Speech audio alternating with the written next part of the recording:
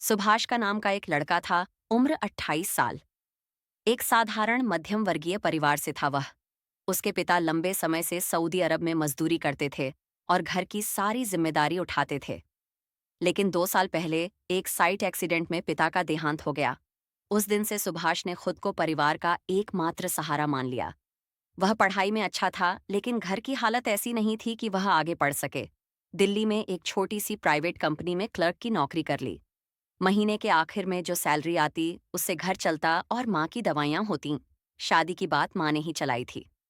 पड़ोस के एक रिश्तेदार ने जानवी का रिश्ता दिखाया। जानवी छोटे से गांव की थी। उम्र 20 साल। गोरा रंग, बड़ी बड़ी आंखें, लंबे बाल और एक ऐसी मुस्कान जो देखते ही मन मोह ले। पहली बार जब सुभाष ने उसकी फोटो देखी तो मन में कुछ हलचल सी हुई। लड़की देखने गया तो जानवी ने साड़ी के पल्लू से मुंह छिपाते हुए सिर्फ एक बार आंखें उठाकर देखा। बस वही एक नजर काफी थी। सुभाष को लगा जैसे उसकी जिंदगी में पहली बार कोई रंग आया हो। शादी तय हो गई। शादी धूमधाम से हुई। घर में खुशियां लौट आईं। जानवी नई नई बहू थी, शर्मीली, लेकिन घर का हर काम खुद करती। सुबह उठकर चाय बनाती, सुभाष के लिए टिफिन तैयार करती, शाम को दरवाजे पर खड़ी होकर उसका इंतजार करती। सुभाष को लगता था कि भगवान ने उसे दुनिया की सबसे अच्छी पत्नी दी है। रात को दोनों देर तक बातें करते। जानवी कभी अपने गांव की बातें बताती, कभी बचपन की शरारतें। सुभाष उसे प्यार से जान कहता। जानवी हंसते हुए कहती, ऐसे मत बुलाओ, शर्म आती है। लेकिन यह खुशियां ज्यादा दिन नहीं टिकीं। शादी को अभी 1.5 महीना भी नहीं हुआ था कि सुभाष को सऊदी अरब की एक बड़ी कंपनी से जॉब ऑफर आया। सैलरी दिल्ली वाली नौकरी से 4 गुना ज्यादा। माँ बहुत खुश हुई। बोली, बेटा, ये मौका हाथ से मत जाने दे। तेरे पिता भी यही चाहते थे। सुभाष भी सपना देखने लगा। अच्छा घर, गाड़ी, माँ की अच्छी इलाज, सब कुछ। लेकिन जब यह बात जानवी को पता चली तो उसके चेहरे का रंग उड़ गया। रात को बिस्तर पर लेटे लेटे जानवी ने सुभाष का हाथ पकड़ा और धीरे से बोली, सुभाष, मत जाओ ना। मुझे अकेला छोड़कर मत जाओ। सुभाष ने हंसकर कहा, अरे पागल, सिर्फ 2-3 साल की बात है। पैसा कमाकर लौटूंगा तो हम अच्छे से रहेंगे। लेकिन जानवी नहीं मानी। वह रोने लगी। बोली, मुझे डर लग रहा है। कुछ अच्छा नहीं लग रहा। ऐसा लगता है कि तुम गए तो कुछ बहुत बुरा हो जाएगा। सुभाष ने उसे चुप कराने की कोशिश की। पूछा, क्या बुरा होगा? जानवी ने सिर झुकाकर कहा, पता नहीं, बस दिल में एक अजीब सा डर है। मुझे बचपन से सच्चे सपने आते हैं। जो देखती हूं वह हो जाता है।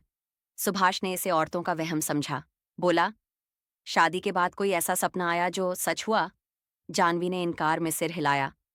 नहीं, बल्कि सपने आना ही बंद हो गए हैं। सुभाष ने राहत की सांस ली। तो फिर डर क्यों रही हो? मानसिक तनाव है, आराम करो।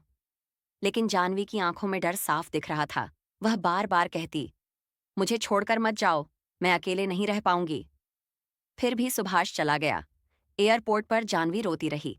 सुभाष ने उसे गले लगाया, वादा किया कि जल्दी लौटेगा। लेकिन उसका मन विदेश के सपनों में डूबा था। वह नहीं देख पाया कि जानवी की आंखों में सिर्फ जुदाई का दर्द नहीं, एक गहरा डर था। सऊदी पहुंचकर सुभाष काम में डूब गया।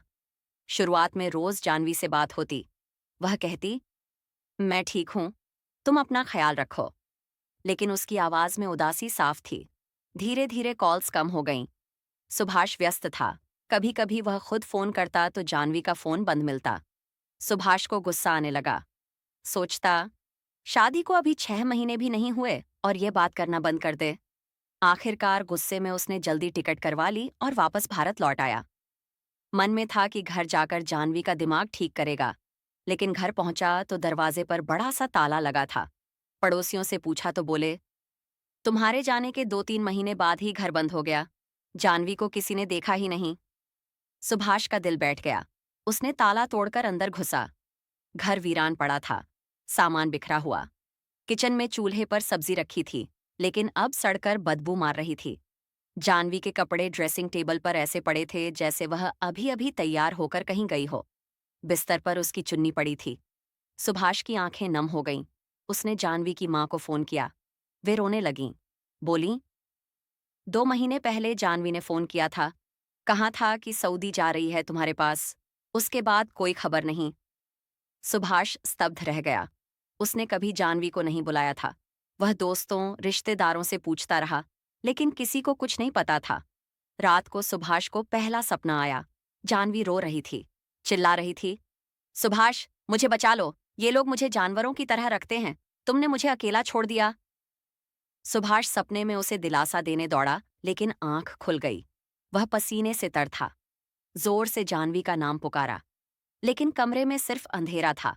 अगले दिन पुलिस स्टेशन गया, गुमशुदगी की रिपोर्ट लिखवाई। पुलिस वाले बोले, इतना समय बीत गया, अब मुश्किल है। सुभाष हर रोज पुराने घर जाता, सामान देखता।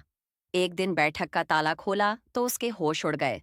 वहां लोहे की जंजीरें दीवार से बंधी थीं, हथकड़ियों के निशान, खाने के बर्तन बेतरतीब फेंके हुए, दवाइयों की खाली पट्टियां, तेज बदबू। लगा जैसे किसी को यहीं कैद करके रखा गया हो। सुभाष ने तुरंत पुलिस को बुलाया। फॉरेंसिक टीम आई। रिपोर्ट आई, वहां जानवी ही थी। कुछ दिन पहले ही उसे कहीं और ले जाया गया था। पुलिस ने पूछा, किसी पर शक? सुभाष ने सिर हिलाया, लेकिन उसका मन जानवी की बातों पर अटक गया था। बुरे सपने, डर, अकेले मत छोड़ो। पुलिस ने पिछली गली चेक की, वहां कोई कैमरा नहीं था। अपराधी उसी गली से आता जाता था। माँ से पूछताछ की बात हुई तो सुभाष ने केस वापस ले लिया। बोला, माँ को तकलीफ नहीं होने दूंगा। माँ ने डांटा, गलत किया बेटा, जांच होने देनी चाहिए थी। लेकिन सुभाष नहीं माना। अब सुभाष की जिंदगी सिर्फ जानवी की तलाश बन गई। कंपनी ने वापस बुलाया तो उसने इस्तीफा दे दिया। बोला, एक बार पत्नी को अकेला छोड़ चुका, अब नहीं छोड़ूंगा। छोटे मोटे काम करके गुजारा करने लगा। हर रात सपने आते, कभी जानवी बंधी हुई रोती, कभी लोग उसे घेरते। सुभाष भगवान से माफी मांगता, गीता पढ़ता, प्रार्थना करता। एक दिन माँ की पुरानी सहेली आई, बोली, सुभाष, उस तांत्रिक बाबा के पास जा, बहुत करामत है, गुमशुदा लोगों का पता लगाते हैं। सुभाष को पहले तो गुस्सा आया। बोला, ये सब अंधविश्वास है। लेकिन रात को फिर सपना आया। जानवी चिल्ला रही थी, मुझे इस नरक से निकालो। सुबह सुभाष बाबा के पास गया। बाबा ने आंखें बंद करके कहा, तेरी पत्नी जीवित है, खतरे में है, एक पुराना दुश्मन है, सच्ची प्रार्थना कर, भगवान सुनेंगे। सुभाष को विश्वास नहीं हुआ, लेकिन घर लौटकर वह रोज मंदिर जाने लगा, गीता पढ़ने लगा, सच्चे मन से प्रार्थना करने लगा।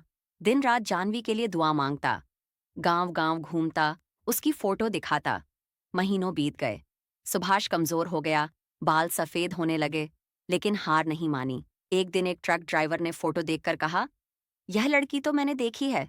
कुछ महीने पहले एक बंद ट्रक में कोई आदमी कह रहा था कि भागी हुई बहू है। सुभाष का दिल जोर से धड़का। उसने पुलिस को बताया। नया केस खुला, जांच शुरू हुई, धीरे धीरे सुराग मिले। पता चला कि अपहरण सुभाष के कॉलेज के पुराने दोस्त राजेश ने किया था। राजेश जानवी से शादी करना चाहता था, लेकिन जानवी ने मना कर दिया था। सुभाष के विदेश जाने का फायदा उठाकर उसने जानवी का अपहरण किया, घर में ही कैद रखा, दवाइयां देकर बेहोश रखता। बाद में पुलिस की खबर मिली तो उसे दूसरे शहर ले गया। वहां एक किराए के मकान में बंद करके रखता था। आखिरकार एक पुलिस रेड में जानवी मिली। वह बहुत कमजोर थी, बाल बिखरे हुए, आंखें धंसी हुईं, लेकिन जीवित थी। सुभाष उसे देखकर रो पड़ा। जानवी ने धीरे से कहा, तुम्हारी प्रार्थना ने मुझे बचाया, मैंने सपनों में तुम्हें देखा, तुम मंदिर में बैठकर रो रहे थे। सुभाष ने माफी मांगी। बोला, मैंने तेरी बात नहीं सुनी, अपनी जिद के लिए तुझे खतरे में डाल दिया। जानवी घर लौटी। अब सुभाष उसे कभी अकेला नहीं छोड़ता।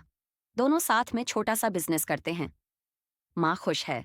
सुभाष रोज भगवान को धन्यवाद देता है। उसे समझ आ गया कि सच्ची प्रार्थना और अपनों की बात सुनना कितना जरूरी है। कभी कभी रात को दोनों छत पर बैठते हैं।